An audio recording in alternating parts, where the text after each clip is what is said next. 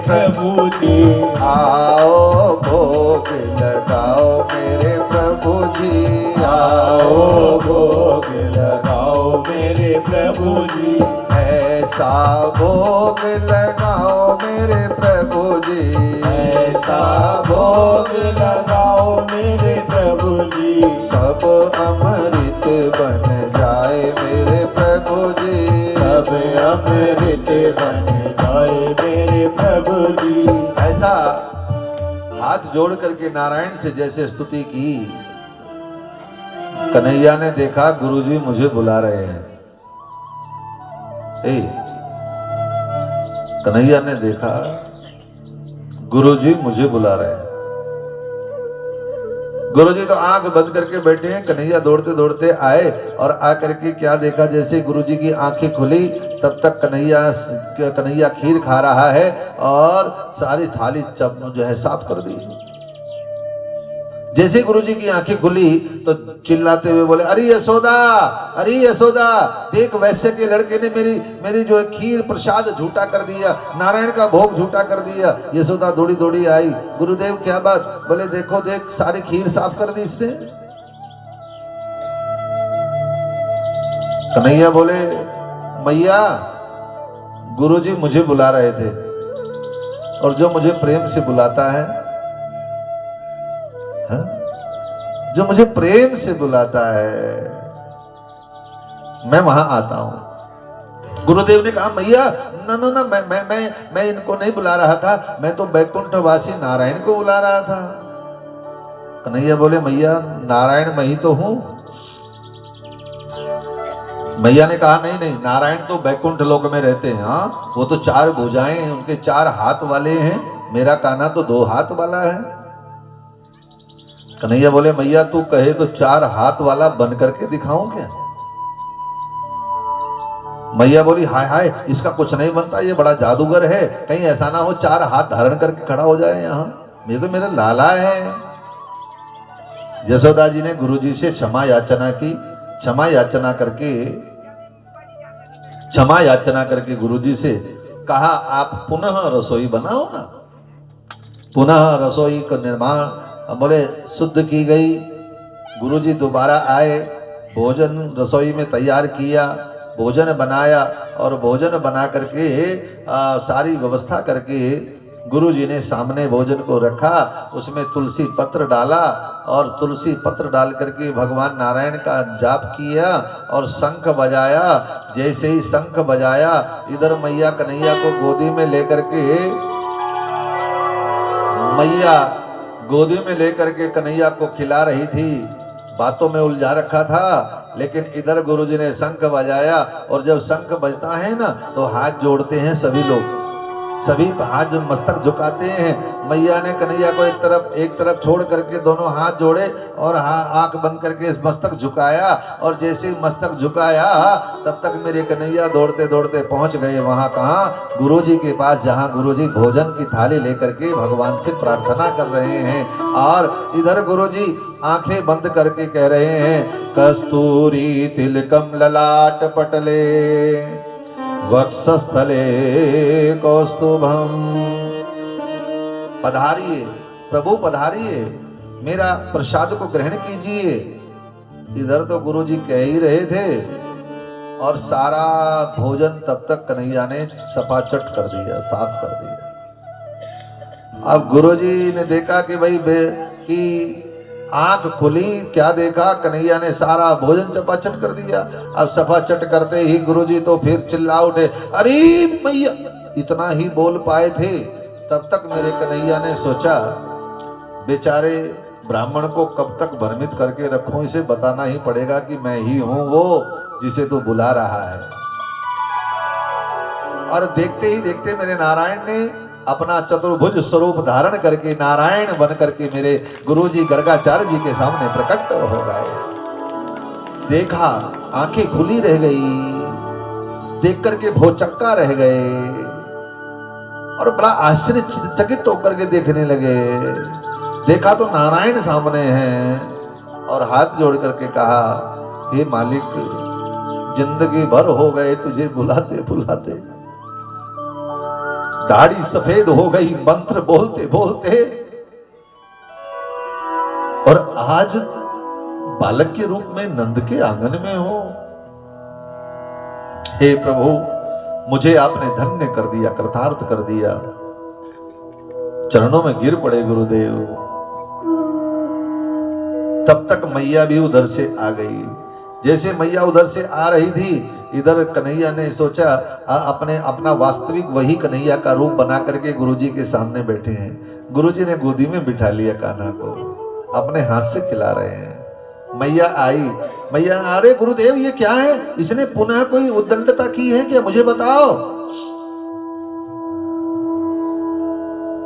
गुरुदेव कहने लगे, मैया ये तेरा कन्हैया कोई साधारण बालक नहीं है, ये तो साक्षात इतना ही कह पाए थे।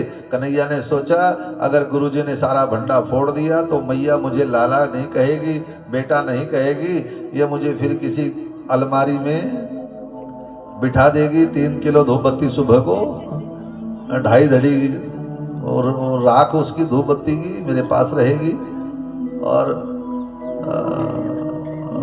पूजा की और सीधा लोक बंद, लो जी यहाँ बैठे रहो शिष्य में। और मैं तो लीला करने आया। भगवान ने अपनी माया का प्रभाव कर दिया, और माया का प्रभाव होते ही वो गुरुजी सब भूल गए क्या हुआ था, कौन भगवान, सब भूल गए। और मैया यशोदा ने गुरुजी को दक्षिणा दे करके आदर सहित विदा किया, अपने स्थान को चले गए। श्रुति प्रति स्मृति परे भारतम परे भजन्तु भवभीता, अहमेहं वन्दं वन्दे यस्यालिन्दे परम ब्रह्म। नमो नारायण। और जोर से, सोल से हाथ निकालना पड़ेगा मेरी बहन। हाँ, नमो नारायण बोलो। हाँ, अब ठंडी लगेगी। परम श्रद्धेय आत्मनिष्ठ गुरुदेव ने भगवान कृष्ण की बाल लीलाओं का बड़ा सुंदर सा वर्णन सुनाया। अच्छा, ये भगवान का नाम है माखन चोर, उनको चोर कहा गया। अच्छा जरा सोचो, वो चोर हैं क्या? पहली बात, ये जो ब्रज की गोपिकाएं हैं, ये कन्हैया को मन ही मन बुलाती हैं, मन मन में, और ये कहती है कि अरे कहाँ कान्हा, तो 1 मिनट के मेरे घर आ जा, थोड़ी देर आज मेरे घर आ जाना। ये मन से बुलाती हैं, और जो मेरे कान्हा को मन से बुलाता है वो कान्हा उसके घर में जाता है। पहली बात। दूसरा कारण है माखन चोरी का, कि ये जो माखन है ना, ब्रजवासी मेहनत करते हैं, गरीब हैं बेचारे, इनका सारा माखन लूट ले जाता है कंस के सेवक, और कंस के जो पहलवान हैं चाणूर मुष्टिक, उनको खाने को मिलता है। भगवान ने सोचा मेहनत बेचारे ये करते हैं और खाते हैं कंस के पहलवान, तो ये तो दुरुपयोग हो रहा है, इसलिए भगवान चोरी करते हैं। तीसरा कारण जानना चाहते हो? ए मेरी बहनों, आज के बाद किसी को कोई अगर तुम्हें पूछे तुम्हारा भगवान चोर है क्या, उसको जवाब कब दोगी? जब ध्यान से सुनोगे। तीसरा कारण है चोरी करने का कि माखन क्या है? बोले दूध का सार है, दूध का में सार है, रस है, दूध का मूल है सार, और भगवान सार को ग्रहण करते हैं, केवल सार को, भाव को ग्रहण करते हैं। चौथा कारण, अच्छा बताओ गाय को किसने बनाया? ये बता देंगे, बताइए गाय को किसने बनाया बोबो? भगवान ने। हाँ शाबाश, ये तो पूछना चाह रहा। गाय को बनाया भगवान ने, और गाय के स्तनों में दूध पैदा किसने किया? वो भी भगवान ने। अच्छा, जब भगवान ने दूध पैदा किया है, और दूध में माखन किसने बनाया? बोलो वो भी भगवान ने।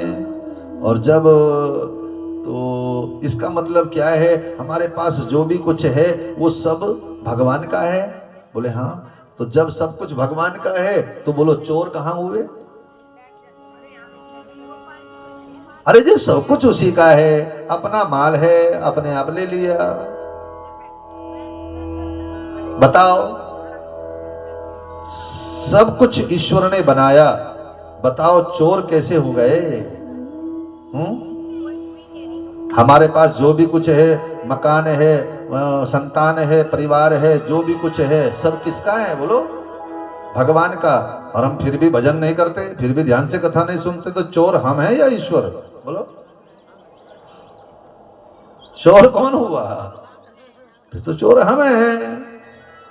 अभी दूसरी बात, ये जो गोपिकाएं हैं ना, ये उल्हाना देने आती हैं। उल्हाना देने के बहाने, दर्शन का बहाना दे करके ये उल्हाना देने के लिए आती हैं कि उल्हाने के बहाने हमें दोबारा आज कान्हा का दर्शन न हो जाए। बस वो नटखट नागर की एक झलक पाने के लिए ये सारे ब्रज की लाखों गोपिकाएं तरसती हैं। नहीं तो मेरे भाई बहनों, नंद के यहां तो लाखों गौवें हैं। नंद के यहां लाखों गौवें हैं, वहां भरपूर माखन होता है, वहां कोई कमी नहीं है। पर फिर भी कन्हैया सबके घर में जाते हैं। क्यों? कन्हैया सबका है। बोलो, कन्हैया सबका है। और ये गोपी अपने अपने घर में बैठ करके सोचती रहती हैं कि कब कन्हैया आएगा, कब आएगा वो, कब आएगा हमारे घर में मंडली के साथ। और जो जो ज्यादा सोचती है ना, कन्हैया उस दिन उसी के घर जाता है, उसी दिन उसी के घर। एक गोपी ने कहा कि कहीं से भी आए, पूरब से, पश्चिम से, उत्तर से, दक्षिण से, कन्हैया कहीं से भी आए, मेरे घर आ जाए, बेशक हमारा माखन चुराए, भांडे भी फोड़ दे, बर्तन भी सारे तोड़ दे, भले माखन लुटाए, कुछ भी करे, पर हमारे घर भी आ जाए। ऐसी भावनाएं इन गोपिकाओं की हैं। उनकी भावनाएं पूर्ण करने के लिए भगवान आते हैं। कोई गोपी कोई श्री कृष्ण गोविंद